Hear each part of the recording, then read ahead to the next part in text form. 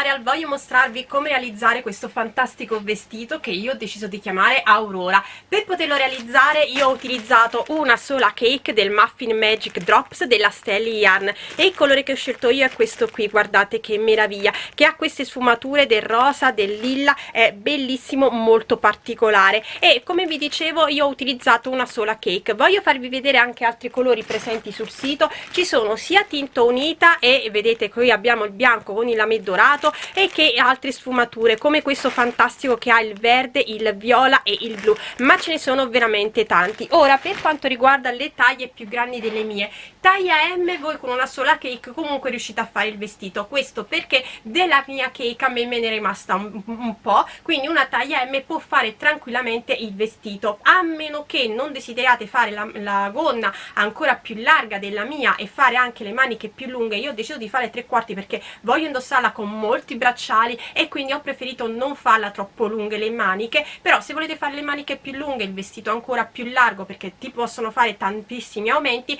in questo caso taglia M vi consiglio 2 cake. Per una taglia LXL invece vi servono 2 cake. Io ho lavorato sempre solo con l'uncinetto il numero 5 e come potete vedere la particolarità di questo vestito è che la parte sopra è traforata mentre la parte sotto è più appunto più chiuso. Abbiamo fatto già dei vestiti in questa maniera, quindi con la lavorazione a T, che a me piace tantissimo ultimamente utilizzarla, che quindi sono 2 rettangoli, uno per il dietro e uno per il davanti con un punto più forato, e poi i rettangoli vengono cuciti e si lavora in tondo la parte invece di sotto. Quindi come potete vedere qui abbiamo dietro questa colorazione, avanti un altro tipo di colorazione, invece poi il vestito sotto è uguale proprio perché si lavora in tondo e a me piace tantissimo quando abbiamo a che fare con queste sfumature fare questo tipo di lavorazione. La lavorazione è semplicissima perché la parte traforata sono 2 giri che vanno sempre ripetuti, mentre la parte del vestito inferiore è un giro che va sempre ripetuto e come vi dicevo si possono fare tantissimi aumenti rispetto a me. Io ho fatto degli aumenti laterali solo per averlo più morbido addosso, quindi come potete vedermelo morbido, ma voi potete fare sempre lateralmente o anche avanti e dietro, e io nel tutorial vi dico come, più aumenti per avere la gonna molto più larga. Potete fare anche tipo pieghettata, e in quel caso però anche se siete una taglia M prendete 2 cake, se siete una taglia S valutate quanto volete farla larga la gonna, perché in questo caso forse vi conviene anche a voi prendere 2 cake. E non vi preoccupate se vi avanza l'altra, potete utilizzare quella cake magari per fare una stola utilizzando lo stesso punto della parte superiore e fare una stola quindi da abbinarci. Quindi se vi avanza del filato non vi preoccupate, usate lo stesso punto della parte superiore per fare appunto una bella stola da abbinarci. Detto ciò, spero che anche questa creazione vi piaccia, che desideriate realizzarla, e se è così mi raccomando come sempre mandatemi poi le vostre foto o sulla mia pagina Facebook Uncinetando con Elsa o sul gruppo Facebook La Libertà di Uncinettare e Sferruzzare, oppure potete taggarmi su Instagram dove mi troverete come Elsa Faccio o come Filati Elsa. E noi come sempre ci vediamo poi al prossimo video tutorial. Per realizzare il nostro vestito io ho deciso di utilizzare il filato della Muffin Magic Drops e il colore che ho scelto io è questo qui, guardate qui che meraviglia, ma lo avete visto già lavorato con addosso il vestito. Nel mio sito Filati Elsa trovate sia il tinta unita che lo sfumato sempre scrivendo Muffin Magic Drops, per questo se lo volete sfumato avete tanti colori, ma se lo volete tinta unita potete usare anche il tinta unita, anche in questo caso abbiamo diversi colori. Allora andiamo a fare 2 rettangoli che corrispondono naturalmente alla lunghezza delle maniche più la parte delle spalle avanti e dietro. I 2 rettangoli io vi dico già che il rettangolo avanti l'ho fatto 2 motivi più largo rispetto a quello dietro. La lavorazione che andremo a fare si ottiene su un multiplo di 4 a cui vanno aggiunte 3 catenelle per avere l'inizio uguale alla fine. Ora mi raccomando, io farò prima il rettangolo dietro, in realtà già l'ho fatto, infatti qui vi faccio vedere un piccolo campione, e poi andrò a fare il rettangolo avanti. Questo perché quando poi andremo a cucire 2 rettangoli, a fare il vestito, quindi la parte del corpo del vestito, del davanti la sfumatura sarà più lineare rispetto a dietro dove ci sarà un piccolo contrasto tra la parte iniziale e giustamente il corpo, perché comunque le sfumature saranno già cambiate. Questo problema invece non c'è per chi utilizzerà il tinta unita, finita, quindi potete lavorare o il primo al pezzo dietro o il primo al pezzo davanti, come preferite. E vi dicevo che siate taglia S, M o L, fate il pezzo avanti di almeno 2 motivi in più rispetto a me. Scusate, non di più, perché altrimenti il collo vi viene cede troppo sul davanti, quindi massimo 2 motivi. Detto ciò, io vi dico che per la parte dietro ho montato 163 catenelle, per la parte avanti 171 catenelle.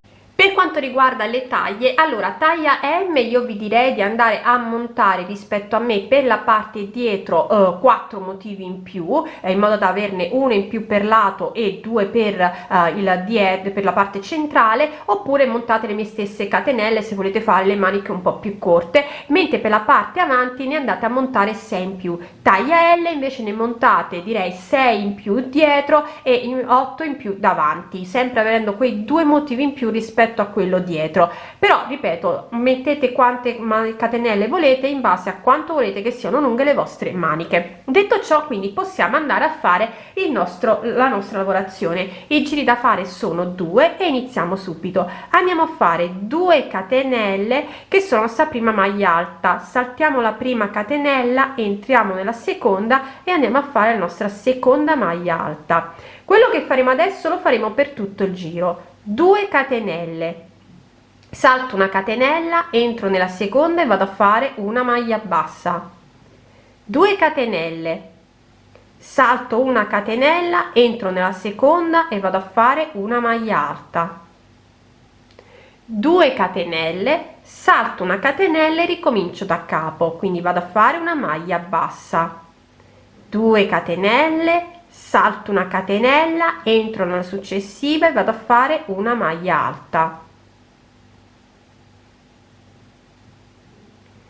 2 catenelle, salto una catenella e ricomincio da capo, vado nella seconda e vado a fare una maglia bassa. 2 catenelle, salto una catenella, entro nella successiva e vado a fare una maglia alta. 2 catenelle, salto una catenella e ricomincio da capo. Facciamo l'ultima volta, vado a fare una maglia bassa, 2 catenelle, salto una catenella, entro nella successiva e vado a fare una maglia alta. 2 catenelle, salto una maglia e ricomincio da capo. Devo fare questo per tutto il giro. Per terminare il giro andiamo a fare la maglia bassa, 2 catenelle, salto una catenella e vado a fare una maglia alta nella seconda catenella e una maglia alta nella catenella successiva. Quindi vedete, abbiamo le 2 maglie alte così come le avevamo all'inizio del giro, la maglia bassa e la maglia bassa. Come sapete, io quando lavoro in giri di andata e ritorno preferisco fare sempre delle catenelle in più, che poi possono essere tranquillamente tolte in questa maniera, piuttosto che stressarmi con il numero giusto di catenelle che poi va a finire conto male, soprattutto quando ne sono parecchie. Quindi preferisco fare in questa maniera, montarne un po' di più rispetto a quelle che ho contato, in modo tale da poi poterle andare tranquillamente a sfilare in questa maniera. È veramente semplicissimo sfilarle. Detto ciò, andiamo a fare il nostro secondo giro, quindi ci giriamo e andiamo a realizzare questa volta 3 catenelle che sono sta prima maglia alta, una maglia alta nella maglia alta successiva, una catenella, vado dove ho, e questo che faremo adesso lo farò per tutto il giro, vado dove ho la maglia bassa e realizzo una maglia alta,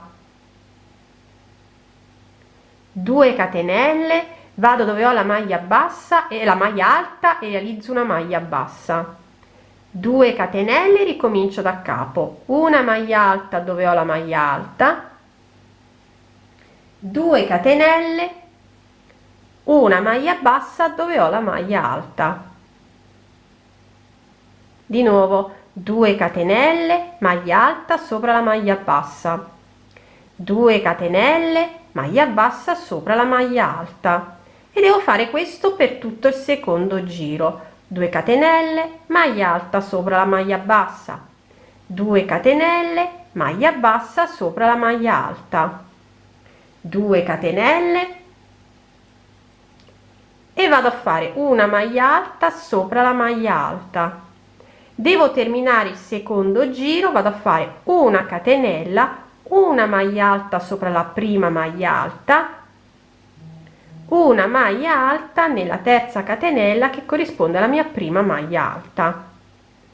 Ho terminato così anche il secondo giro. Ci giriamo con la lavorazione e vi faccio rivedere per un attimo come rifare il primo giro, dato che abbiamo una base diversa, e andiamo a fare 3 catenelle che sono sta prima maglia alta sopra la maglia alta successiva, 2 catenelle, maglia bassa sopra la maglia alta, 2 catenelle, maglia alta sopra la maglia bassa, 2 catenelle, maglia bassa sopra la maglia alta, 2 catenelle e di nuovo maglia alta sopra la maglia bassa, e poi facciamo questo per tutto il primo giro. Naturalmente andremo a terminare facendo maglia bassa sopra la maglia alta, 2 catenelle, maglia alta sopra ogni maglia alta. Questi sono i 2 giri che dobbiamo ripetere fino ad avere l'altezza del rettangolo che ci serve. L'altezza deve corrispondere ai vostri scalfi. Allora, io ho terminato entrambi i rettangoli. Come vi ho detto alla spiegazione dell'appunto, il rettangolo avanti l'ho fatto con un motivo più grande rispetto a quello dietro, e i 2 giri io li ho ripetuti per 8 volte, quindi 1 2 3 4 5 6 7 8. Per una taglia M io vi consiglio di andarlo a ripetere per 10 volte, 12 volte taglia L, naturalmente a seconda di quanto volete larghi i vostri scalfi e le vostre maniche. Per me ripetere i 2 giri per 8 volte va più che bene. A questo punto sono andata a contare per le maniche le maglie alte, e io ne ho messe 14 e dopo, scusate, 15, e prima della 15ª sia avanti che dietro maglia alta ho messo il mio marcapunti. Ora, per le taglie più grandi delle mie, io vi ho detto di mettere comunque 2 motivi in più rispetto a me per la parte avanti e 3 motivi in più, scusate, 2 motivi in più per la parte dietro e quindi 3 motivi in più per la parte avanti. Taglia L vi ho consigliato di mettere 4 motivi in più per la parte dietro, 6 motivi in più per la parte avanti. Ora, per fare questo, quindi le maniche, voi potete andare a mettere lo stesso numero di maglie alte per la manica, e il resto vi servirà appunto per la parte centrale del vestito. Quindi anche voi potete mettere 15 maglie alte e nella 15ª mettere appunto il marcapunti sia da questa parte che da quest'altra parte. Se invece avete montato molte più maglie rispetto a me, quindi catenelle rispetto a me, perché volevate le maniche lunghe fino ai polsi, allora in quel caso vedete sempre qui nel vostro corpo della maglia quanto andare a mettere. Ricordate sempre che la circonferenza deve essere quanto la vostra circonferenza sieni o fianco, a seconda di cosa avete più grande, tenendo presente che comunque per quanto riguarda questo è un vestito, quindi possiamo andare, adesso che cambieremo il punto, a fare degli aumenti. Allora, quindi io ho messo, come vi ho detto, 15 e 15 e il resto appunto diviso dalla parte dietro e la parte avanti. A questo punto lavoro sempre con l'uncinetto del numero 5,5 e vado a fare il punto centrale del nostro vestito, e andiamo a lavorare in questa maniera. Entro nella maglia alta e nella maglia alta dietro e nella maglia alta avanti dopo il marcapunti, quindi nella mia 15ª maglia alta, e vado a realizzare 3 catenelle che sono la nostra prima maglia alta. Ho unito così, io poi andrò a cucire la parte inferiore, e adesso vado a lavorare in questa maniera, quindi vado sul davanti e vado a fare una maglia alta nell'archetto di 2 catenelle, una maglia alta dove ho la maglia bassa, una maglia alta dove ho l'archetto di 2 catenelle, una maglia alta dove ho la maglia alta. Ora voi vi chiederete perché non vado a fare 2 maglie alte nell'archetto, perché altrimenti la lavorazione mi si allarga troppo. Preferisco fare un giro, fare una maglia alta dove ho l'archetto di 2 catenelle e magari ogni 3, quindi questa è già la seconda volta che vado a fare maglia alta nell'archetto, maglia alta nella maglia bassa, maglia alta nell'archetto, maglia alta sopra la maglia alta. A questo punto posso andare a fare 2 maglie alte, una e 2, in modo tale da non allargare troppo la lavorazione. Quindi fate anche voi magari in questa maniera, ogni tanto mettete 2 maglie alte. Non è importante quando le mettete, potete anche metterlo se non volete che si vedano davanti e dietro lateralmente, quindi iniziare con 2 maglie alte come preferite. Io non devo andare ad allargare la lavorazione, è già bella larga, quindi al momento io adesso sfilo perché preferisco fare una maglia alta ovunque e poi provare il vestito. Se vedo che comunque è un po' stretto, allora vado a fare gli aumenti, e quindi vado a fare questo per tutto il giro: maglia alta sopra la maglia bassa, maglia alta nell'archetto, maglia alta sopra la maglia alta e di nuovo maglia alta nell'archetto. Una volta fatto ciò vi farò vedere come terminare, come arrivare al secondo marcapunti e passare dalla parte avanti alla parte dietro. Mi raccomando, se notate che la lavorazione si stringe troppo, andate a fare le 2 maglie alte all'interno dell'archetto di 2 catenelle. Sono quindi arrivata al secondo marcapunti, ho fatto la maglia alta nell'archetto, vado a fare una maglia alta entrando nella maglia alta del davanti e nella maglia alta del dietro, quindi vedete qui dove avevo messo il marcapunti, e vado a fare quindi una maglia alta e poi torno a lavorare normalmente. Maglia alta dove ho l'archetto di 2 catenelle, maglia alta dove ho la maglia bassa. Terminato il giro vi farò vedere appunto come terminare e come iniziare poi il giro successivo, che è il giro che andremo sempre a ripetere.